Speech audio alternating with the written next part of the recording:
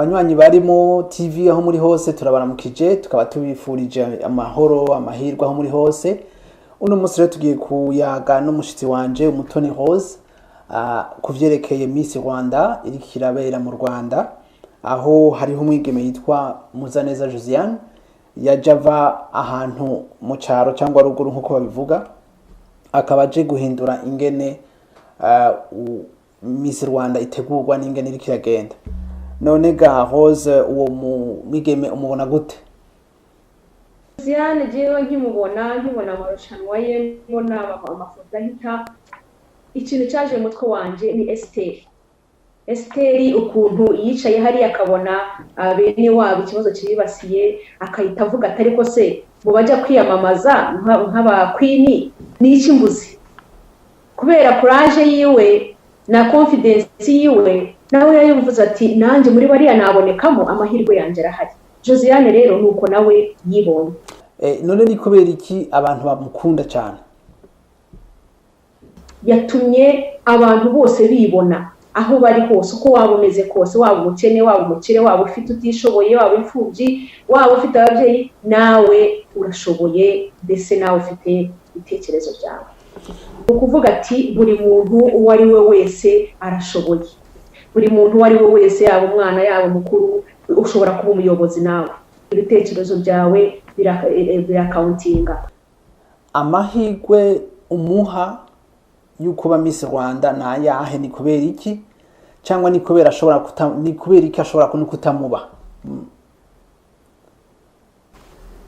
Icambere nuko we wenyine abishoboye, yumvishe ko abishoboye, kandi mbese courage yiwe yonyine yo kuza iramuhesheje ayo mahirwe. Kandi ibyo asaba byose nge nabibonye, uburebure arabufite, kwito kugenda arabishoboye, kuvuga arabishoboye, akeneyemo training aho ngaho no kuba kureba muri kamera iyo avuga akareba abantu, akeneye training.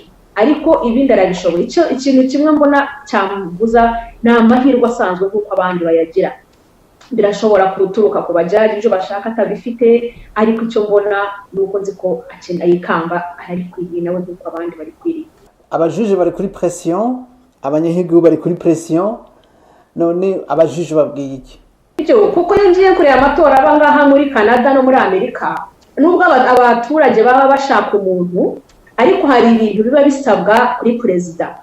Policies zawe washize imbere, imishinga ufite igihugu byo uzakorera igihugu, barabireba nabo bakabona ko ari bizagirira inyungu igihugu.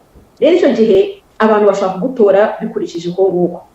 Ariko noneho muri Miss ngenda mbona abajaji bari kuri pressure, kuko ari jemba mbona umuntu avuga ngo muceceke mureke muri gusakuza muramubuza amahirwe. Sinzi ayo mahirwe baba bavuga ko bamubuza, ndakeka kugira ngo bumve ibisubizo bye icyo bashaka kumva. So abajaji bazakurikirana uko asubiza, bazakurikirana ibitekerezo buri mu Miss afite. Ese ibitekerezo hari icyo byakorera igihugu, kuko Miss Rwanda the first point is to make something for the country. Ntabwo ari uguhagarara igihugu gusa, ni ugukorera igihugu n'ibikorwa byawe ufite. Rero bazaba ari byo bagenderaho cyane cyane, batora mu Miss bashaka, ariko bakurikije icyo azageza ku gihugu cyacu. Nko mwihiganwa urazi yuko hariho gutsinda no gutsindwa, hama abamukunda ni benshi. Abo bo babwiye iki? Ica kabiri nashaka kugira ko iyo bavuze ngo umuntu ni mwiza, baba baravye kuhe, barabiye kurinde. Icyo ni ikibazo abantu bakwiye kwivanamo, sinkubeshya. Kandi n'ikitava mu bantu bazajya batora nabi cyangwa se bapikinge ibitari byo, kuko isura ntabwo igira umuntu mwiza. Character y'umuntu imugira mwiza, ibikorwa by'umuntu bimugira mwiza, ntabwo ari isura igira umuntu. Kenshi usanga umuntu ashakanye n'umugabo cyangwa n'umugore, ariko suriya mugore yamubonye atari uriya mugore yamukunze yica, uriya mugabo yamukunze yica, ugasanga ni wawize yakunze character yiwe. That's it. Kuko nanjye mu bamukunda ndimo, so reka ijambo ndi bubabwire se nkaho nanjye aribyo nibwira, kuko twese babyita gufana. Iyo umufani ni umuntu ugufana ikintu cyose cyose. Ndabaha example y'umupira. Iyo ufana ikipe yawe, uba ufite amahirwe ujya kuyifana kwitsinda cyangwa igitsindwa. So ukuvuga ngo itsinzwe ni uko itabishoboye cyangwa se hari iyindi mpamvu bakoze kugira ngo itsindwe. Ni uko amahirwe atayisekeye uwo munsi, ariko iba yakinnye pe. Rero uko wifata iyo yatsinzwe niyo yatsinze, niko na naha tugomba kuza kwifata. kandi impamvu twifata neza iyo amakipe yacu dufana yatsinze cyangwa se abantu dufana batsinze cyangwa batsinzwe ni ukubahesha icyubahiro, kuko nk'ubwo kavuga ngo ni umupira murarwanye mumenye ibintu, ntabwo muba mwubahishije iriya kipe mukina, ahubwo muba mwisuzumije.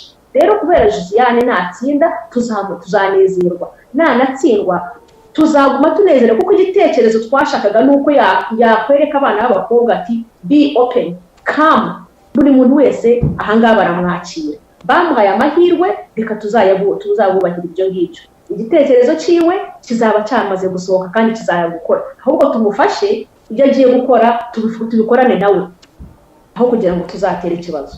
Ikintu nagira ngo nongereho ni uko uyu mushinga wa Josiane ku isi hose ntabwo ujya uvuga, kuko ni abantu banegereje cyane.